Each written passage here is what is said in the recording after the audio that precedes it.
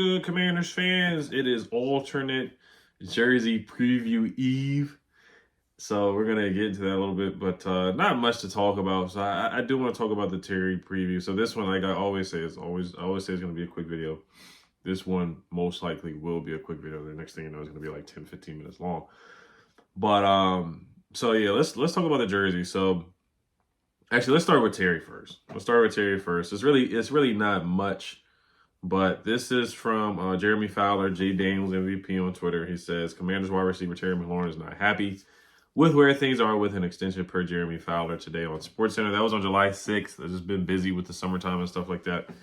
The tweet also says Jeremy Fowler noted that Washington and McLaurin only have a few weeks to make progress.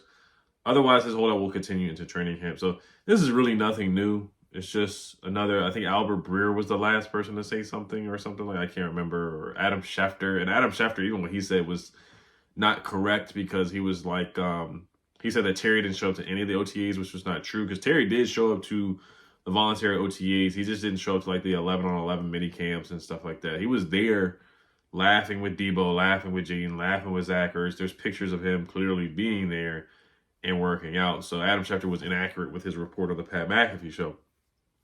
But this is what we know. And then the other interesting thing is, too, that he was in Italy. And we saw that, or a lot of people saw on Twitter, Magic Johnson, where he was on his yacht in Italy. And Terry and Magic were in the same vicinity. Now, I don't know if they met up or anything like that. I know if they would have met up, they probably would have taken pictures. But they are very close to the vest. Like TMZ, if Terry and Magic were together, maybe TMZ would have caught some pictures of them and stuff like that, or maybe they really, really would have been undercover. But I think, so this is I'm going to put a picture up too. So some internet sleuths, people who really find out this internet stuff and where people's locations are and stuff like that. This says, yes, both locations appear to be from Amalfi. So Terry was on vacation. He put up a picture on Instagram, a selfie where he's smiling in the camera, where he's very happy. And this is what I will say about Terry too. So Terry did an autograph signing too, where a lot of Commanders fans were there. That's something that is interesting as well, where I feel like if he really wanted a trade or wanted out, I don't know if he would be all happy signing a bunch of Commanders fans' autographs. Now, this is an autograph signing where I feel like he was definitely getting paid, but at the same time, it was basically majority Commanders fans that were taking pictures with Terry, and he was signing autographs. So I think that's a nugget there too, to show that eventually they will get something done, whether it's before training camp or 3 days into training camp, whenever. I think they're going to get something done. So the first picture shows Magic Johnson's yacht. The coastline is Capri, which is famous for its luxury yachts, beach clubs, and dramatic cliffs. The distinct layout of white villas, turquoise waters, and small marinas lines up with Marina Piccola, a well-known yacht spot on Capri.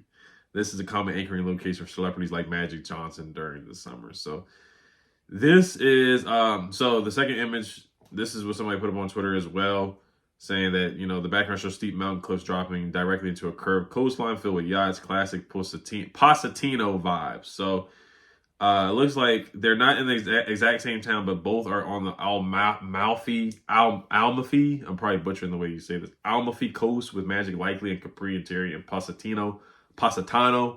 Paisano's Pizza, probably vacationing within a short boat ride of each other. Let me know if you want a side-by-side label comparison or map overlay. So this is what somebody put up on Twitter. So people really are investigating this and putting this up. And mind you, Magic's not the end-all, be-all decision maker. It's really Adam Peters. Adam Peters and Josh Harris are the decision makers on the contract, and of course Terry McLaurin and his agent.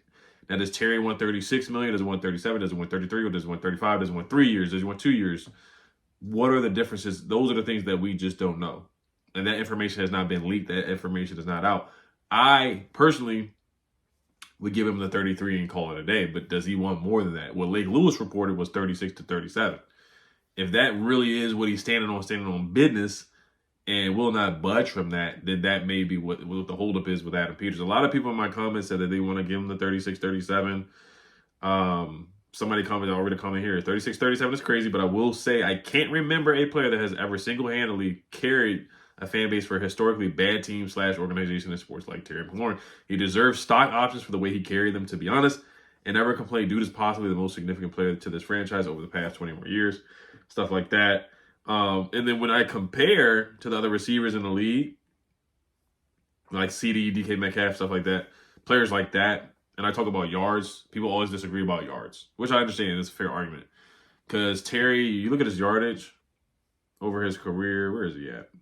I just had his stats up too. It's like not even here anymore. Okay, so he's never had a season over 1,200 yards, which is like, it's fine. It is what it is. You know, you look at the quarterback play and the inconsistency at the quarterback position and just the style of offense that we've had. Like, we just have not put up a lot of numbers. Last year, we put up a lot of numbers. But even, like I say, our style of offense was not just like an air-it-out offense. Yes, we threw the ball a good amount, but we weren't trying to just like Matt Stafford just air it out. Like, Jaden can do that and have 1,000. I definitely believe there's going to be a season where Jaden has 1,000-yard receivers. It could be this year. You never know. It could be this year. Maybe Debo does have a bounce-back season, or Noah Brown has a super breakout year. You just never know. Or Zach Ertz. Zach Ertz had 600-something yards. Like, he wasn't too hard. It was 400 yards away, but let's say Zach Ertz does. Zach Ertz and Jaden's chemistry is really good. So the point is that you don't want to get caught up in yardage too much in comparison to Jamar Chase and Justin Jefferson because of the context. Now, yes, Justin Jefferson is getting $40 million per year. Justin Jefferson is getting 35. Jamar Chase is getting $40 million per year. Justin Jefferson is getting 35 right now. CeeDee Lamb's at 34. DK's at 32. I think Terry should definitely get more than DK. That's a fact. He should get 33 at least. A bare minimum, I say 33 per year. 3-year, $33 million contract per year is basically what I would do. And I think that's very, very fair to Terry McLaurin. Jamar Chase at 40, Justin at 35. Remember, the cap goes up every year. So, you know, whenever Justin gets another contract, it's probably going to be like 38, 40, something like that as well.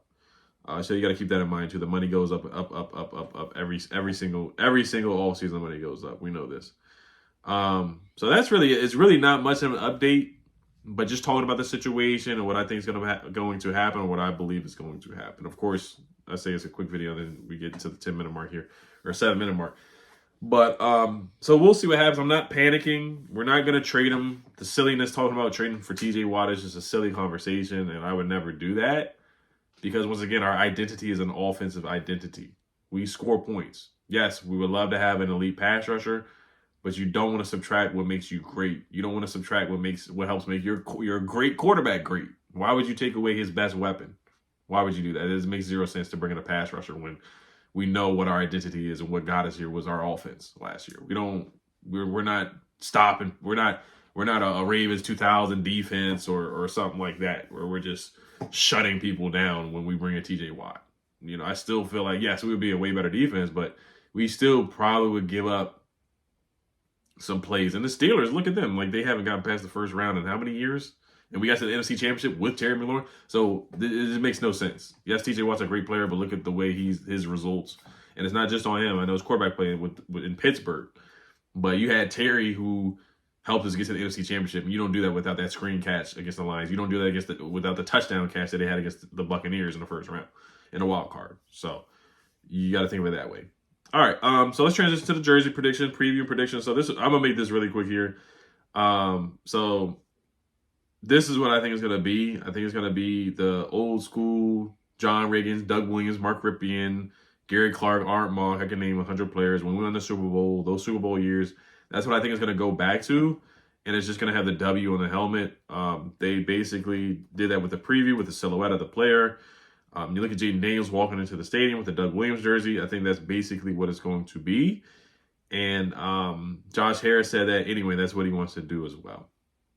He wants to go back to the old school uniform. Now, this hat in this picture, this is just funny because somebody posted on Twitter. I think her name is Kim or something like that.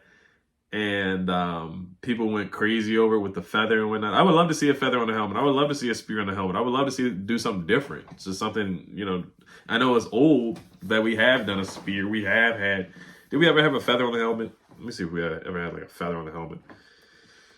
Like way back in the day, maybe like the 1930s, Sonny Jurgensen style type helmet. Yes, we did. 1964. We did have that. I would love to see something like that from back in the day. Like a feather on a helmet or something like that. That would be pretty funny, pretty cool. 1960s, 1964. We had a feather on a helmet. So that would be pretty funny. But like I said, that's my last prediction because tomorrow we will be seeing the unveiling of the alternate jersey. So I'm pretty excited for that. This is the dead part of the offseason. We are in the dead spot of the offseason right now. So you guys let me know what you guys think. As always, like I said, I would pay Terry 33. 36 is steep, but I understand why he wants that money. Once again, I'll list the quarterbacks that he did play with: Case Keenum, Dwayne Haskins, Colt McCoy, Alex Smith, Kyle Allen, Taylor Heineke, Garrett Gilbert, Ryan Fitzpatrick, Carson Wentz, Sam Howell, Jaden Daniels, Marcus Mariota. Those are good quarterbacks he played with. But yes, he's played with a lot of quarterbacks, guys. A lot. So, and rest in peace, Dwayne Haskins. All right, guys. As always, hail the Commanders. Peace.